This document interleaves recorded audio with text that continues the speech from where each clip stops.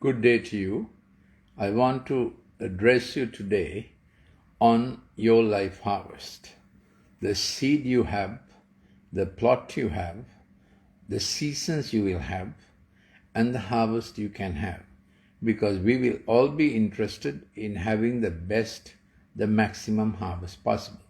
But it all depends on the soil of heart you cultivate. So the first heart kind or the soil kind is called the roadside. What is the roadside like? The sower went out to sow his seed, and as he sowed, some fell beside the road. So I called it the roadside. And it was trampled underfoot, and the birds of the air ate it up. So this kind, the person with this attitude has so many birds of the air, outside influences invading his life at such regular frequency, he cannot choose between the precious and the vile, and those outside influences like birds of the air, they zoom in and pick the good while dropping the evil. You know what ravens are like. They pick the good and drop the dirt into your life. Also, this person has a way of trampling the best opportunities he has. Maybe the opportunities he had from parents, from education, from seniors, from God, trampling down. And I want to suggest to you that your words can trample the seeds and seasons and opportunities you have got into your life. Your words can trample words of ingratitude, harshness, criticism, wild talking. So we have to train our kids also to take care about how they speak up and what they speak up. So the roadside is where outside influences snatch away the good seed and prevent your harvest, or your own birds have a way of putting down, run down. So I always tell parents to be careful how your tone speaks to your children, because they constantly need encouragement, because there are many things that run them down. So stop complaining, because complaining changes nothing. In your tone, let there be no inquisition, let there be no severity. When you are instructing a junior or children, or for that matter your own spouse, speak with a good hope. Speak so that the person listening to you gets the idea that your expectation from that person is good. You are expecting a good result, a good reward, and a good return. If you start in that irritated tone of the memory of that person's last failure, this person may be your son or daughter, your last failure, and you begin at that point, that person immediately knows your reference point is irritation and what went wrong the last time.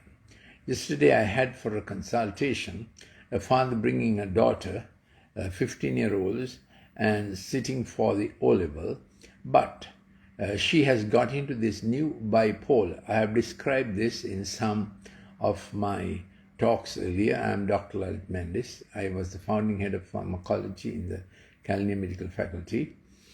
So how I got into this stream of work is because the digital screen, the pixel screen overuse changes the brain chemistry from dopamine physiological to dopamine addictive, DA1 to DA2. And there are other things that happen, and the neuronal behavior from unidirectional firing to multidirectional firing. That's the stress mode has come up. Then kids lose their top-down regulation, which is their creative, empathic, thrive mode, and they shift to bottom-up regulation. Whatever comes at them would be treated with contempt, with peril, thrill, danger. I had to resist it, I had to fight it. So they have got into fright, flight, fight, because they are in the survival mode. That's not a good mode to be in, and any suggestion from parents or anyone else will be taken up in that mode. So this 15-year-old child had this intense desire for what she can be, and she wanted to be a fiction writer, and she's all the time on the screen looking for the best fiction story, how she can improve it. So she had intense desire to be the greatest writer ever, and she had an intense hatred for her present school work. So she is caught between a fantasy of becoming the greatest writer, addictively reading that kind of stuff. So all reading is not good. If you keep reading fantastic virtual reality, your thinking becomes fantastic and not applied to real life. And she hates all her subjects. I said, what my first question usually when a child comes with curricular problems or study problems, I ask, what's your best subject? What's the subject you like? She said, I hate all my subjects. So she's caught in a new bipolar of what she wants to become a great writer. She loves it with great intensity, and she hates what she has to do now, sit for the simple school exam next. But the good news is, with my graphic and other different questions, I was able to get her attention, and I proved to her the point. So you have to be scientific with them. You can't run them down, scold them down. So all my books and my books are written and clips are produced so that parents and seniors will sit with them and go through the science, giving them credit for what they know, but helping them to absorb what they don't know. Because they also have a mode of I know all, and unfortunately parents fight them in ignorance without knowing better to help them. But we came around and she began to focus on, because I proved to her, when she revs up her kinesthetic, acoustic and visual tracks, those are the posterior tracks, according to Prof. Howard Jenner's classification of 7 functional brain tracks.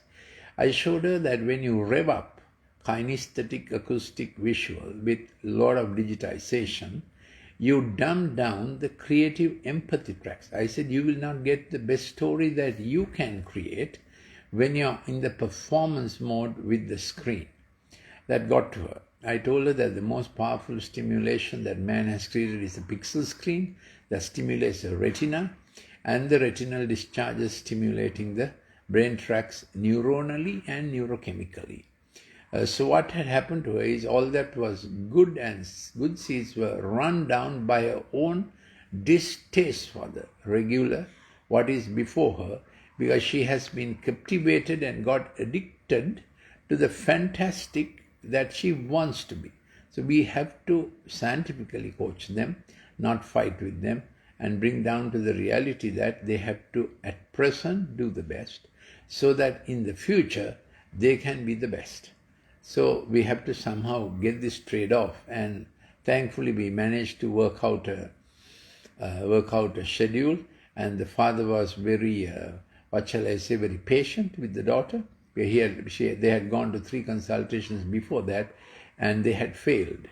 And one had said, allow the daughter to decide for herself her future, which is not wise advice. But we were able to get a breakthrough to negotiate how best she can go forward. So Roadside is where external influences, your own fantasies, what you read, snatch the seed of the present, and she was not having any positive impact on herself in the present, but having future fantastic ideas which are not producing fruit right now. So Roadside is where outside influences have come and robbed you of your present seed, and your own ways of attending and speaking has trampled them down. The second one is other seed fell on rocky soil, and as soon as it grew up, it withered away because it had no moisture and no depth of soil. So the second one I call Rockside, because there's an attitude and a character. When some seed opportunity comes, there's quick flourishing, because as you know, in a seed, roots go down and the branches must come up. That's how the seed is made, because the topsoil is so thin, and beneath that is hardness, not wanting to learn, not wanting to go meek. All the energy of the seed goes up into quick growth upstairs, no roots downstairs under the soil. So that's the character trait. So we need to encourage our kids, our colleagues, ourselves to grow roots which will result in branches that will last and fruit that will last. If not, when life difficulties come, these people shift from this, that, and to the other, and present panacea. The present solution, of course, is send us abroad to some other country to study, and parents are scrambling to please the children, and parents who cannot afford to send some children to other countries to study, they mortgage or sell some property and do something, because this Rockside is desiring quick results without growing deep. So watch your character, because seemingly you will put out some branches fast, leaves fast, but they dry up in real life circumstances. So I have called that the rock side. I could have called it the quick side also, because people who expect quick results without deep work, without infrastructure work, and they also become failures. The third character is other seed fell among thorns, and the thorns grew up with it and choked it out. So soil was fertile, but they had no discretion what they would plant there. They would plant good seed, they would plant thorn. So cantankerous nature. So they lose their life harvest because they plant the good and the thorny. And in time to come, the thorny grows faster. Thorns in a relationship, the negatives grow faster than the positives. Positives take time to nurture till it comes to good fruition. So I call this the Thornside character. For the slightest thing, they have differences, they can't get on, they become thorny. And this is an old phenomenon that comes from the origins, where man, instead of keeping his relationship with God the Father, he opted to do his life himself. And then he got into thorns, sweat, dust, competition, struggle for existence, fit to survive, and shedding blood. So when you start a revolution, this happened to Danton, the French Revolution, man with understanding. And the Revolutionary Council wanted to try him. And Robespierre, the populist, said he must go to the guillotine. So when Danton was dying, because they said the revolution must be refreshed with more bloodshedding. So when human beings begin a revolution, they shed the blood of others. But when Jesus Christ wanted to begin a revolution, he gave his lifeblood. And he said, Father, forgive. And he paid the cost of our life change. Unfortunately, liberators today become oppressors tomorrow. So Danton was guillotined. While dying, he saw Robespierre. He said, you will be one day here, and that happened to him. So the French Revolution ended up in chaos till Napoleon, the military strong man, took over France. So this is a little story from 1789 Revolution of France. The point I am making is, when you start thorns, you can't control thorns. Thorns in your life, thorny people will overcome the good that could have been. So we do need a savior, because we have a nature of self-sabotage. We shoot ourselves in our feet and make choices that harm ourselves and our loved ones. That's why we need a savior. There is some mechanism going on in us that our choices increasingly can be self-defeating. So the principle of the cross is all our hurt, our hate, our humiliation, and our horrors, and our hexes, 5H syndrome, hurts, hates, humiliation, horrors. Hexes is an old English word. It means things going from bad to worse, in a sense inexplicably, whatever you try to do. And these were the things that came upon the Savior, the Good Shepherd. If you have wondered why the crucifixion was so brutal, is all our brutality against each other that he took up, and he said, Father, forgive, for they do not know what they do. So all the bad blood, spilled blood, was taken by him and we believe that he came back to life so that we may live differently. But I stopped at the third character, the Thornside. So the Roadside, Rockside, the Thornside, where the thorns overcome. Now you may diagnose where you are in your life journey. Other seed fell into the good soil and grew up and produced a crop 100 times as great. So that's the possibility. That's the offer on board. So I did a little bit on these children and their new bipolar, where they hate their present studies or parents or what they have to do now, and they get fantastically addicted and attached to the great future they want to build for themselves. In that contradiction, they become dopamine depleted. So when boys get into digitization, testosterone keeps them quite vigorous for a longer period of time than girls. When girls get into digitization and the new bipolar, where they hate the present and are running ahead for their great future, fantastic they think.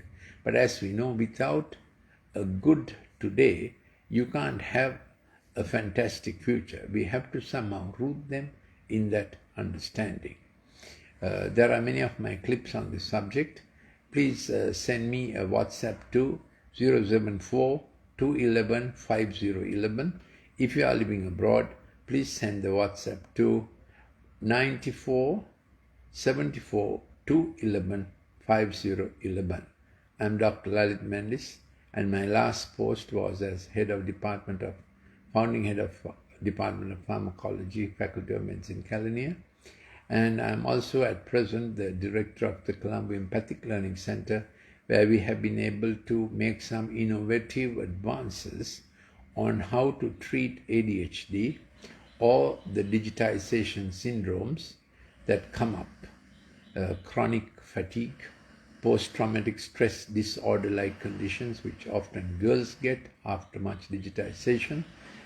Our innovation was empathic motor therapy, and I have presented this as an academic paper to Sri Lanka Medical Association sessions in 2019. This is a subject any doctor must be familiar with, but before the doctor, parents and teachers to be familiar with the subject. I have written popular books on this, little booklets that are cheap, 200 rupees. You can get them from Saraswati Bookshop, Vijitayapa Bookshop, or our own bookshop, Apeksha Bookshop in Borella, or in Moratuwa. So if you do a Google on Dr. Lalith Mendis and books, this will come up. Thank you for listening. So my presentation is that parents to bond with kids, not to leave them on their own. Reason for digitization is when kids are on their own, they try to make their own world by themselves. Parents have to keep coaching them, and before they cross 13, to become good friends with them. From 10, at any age, you must be good friends with them. If you allow them to get digitized, put them on the screen before the age of 3, they lose their language faculty. So never ever, this is the advice of the American Pediatric Association, never give the screen before the age of 3. Let me repeat, never give the screen before the age of 3, because you dumb down their linguistic ability. A child can pick up 2 languages before the age of 5, hearing parents speaking and older siblings speaking. You cannot learn languages from the screen. Screen is smart, child becomes stupid. What happens is they learn like parrots without getting the phonemes and the grammar structures into their brain. But if you allow the child to learn from parents and siblings 2 languages, you can choose the 2 languages from very small days without the screen. By human interaction, they pick up languages. So 50% of kids that come to me with problems when they are 6 or 7 is because their language had got scrambled because parents put them on the screen too early. So that's how it is, and I have many clips while being doing online studies, how not to get digitized. So please send a WhatsApp to 074-211-5011. And we are not only brain. Our brain is the last avenue of output. So our brain has neurons and our brain has neurochemicals. Very valuable instrument our brain is. But man is essentially spirit and heart. So what happens in the spirit and heart comes out as emotions, will and decision and conscience, and that is expressed from our brain through neurochemistry and through neuronal behavior. But we can't treat this and expect man to change where his basic existence is. So Blaise Pascal said, heart has reasons about which brain knows nothing. Heart has reasons about which brain knows nothing. So it's good to know the reason of the heart, that God has put us on planet Earth, and this is the sad diagnosis or summary of what man has done without God. When I became first in the island in the advanced level examination in 1970, doing chemistry, physics, botany, zoology, my home was completely atheistic because my father was. So I did not know anything about God stuff. But then I understood when my brain was becoming brilliant, my heart and relationships were shrinking. I did not want human beings. I only wanted more knowledge. Knowledge is also an addiction. My head was full of encyclopedia stuff. This is how it is described. Because that which is known about God is evident within them. Since the creation of the world, His invisible attributes, His eternal power and divine nature have been clearly seen, being understood through what has been made, so that they are without excuse. Even though they knew God, they did not honor God, they did not give thanks. So loss of honor and loss of gratitude is why children are in this state. So there is a passage in the book of Proverbs which says a generation will rise up, an entire generation, who will not honor who will curse their fathers and who will run down their mothers. It's just mentioned like that. This is a sad thing. This passage is so, what shall I say, insightful. You wonder how did that person who wrote it, something King Solomon wrote it in 930 BC, and King Solomon's ships came to Sri Lanka also. And this is the passage, let me quickly get it for you, Proverbs chapter 30, for you to understand how vividly described our present generation, their attitudes. Now this is no criticism of them, but just a study. Proverbs 30, there is a generation who curse their father and does not bless their mother. There is a generation pure in their own eyes, not washed from filthiness. That is to say, they think consuming anything, sex or anything, is okay, and they see nothing as right and wrong. What you decide to do is right. So comes the gender issues, so comes all kinds of deviations, family structure broken down. There is a generation, how lofty are their eyes, and eyelids are raised in arrogance. So the demand is very high. However much is provided, more is asked for. These are features. This is sort of symptoms of a generation, and some of the pathogenesis we have done, but we must quickly get to the solution. This is for our generation to know what is going wrong, so that we can help the generation that are now in this state. There is a generation whose teeth are like swords, whose jaw teeth are knives, who devour the afflicted and the needy from among men. So their words are very sharp, very rude. I hate, stupid. Those are the things they say. But we need to find a solution to get them out. Little more of our predicament, because we did not give honor to God, We did not give gratitude. What else happened? They became futile in their imagination, and their foolish heart was darkened. So our mind and imaginations became futile. Many futile things man begins, and man has a penchant and almost an addiction to see what is beyond the good, how to distort the good in politics, economic, science, just the way we created a spike protein and ruin the immunology, ruin the immune reaction. That's the problem with the spike protein. It ruined the immune reaction. And if you want any explanation on how the spike protein ruined the immunity, please send me a WhatsApp to 074211 5011. I am published on this. I have quite a few articles to enlighten those who are particularly in the medical field, or even if you want to have that knowledge. So they became futile in their imagination. Their foolish heart became darkened. This became futile. It is to spew out all kinds of things that will not produce any lasting fruit. And the heart got darkened. This is the human tragedy.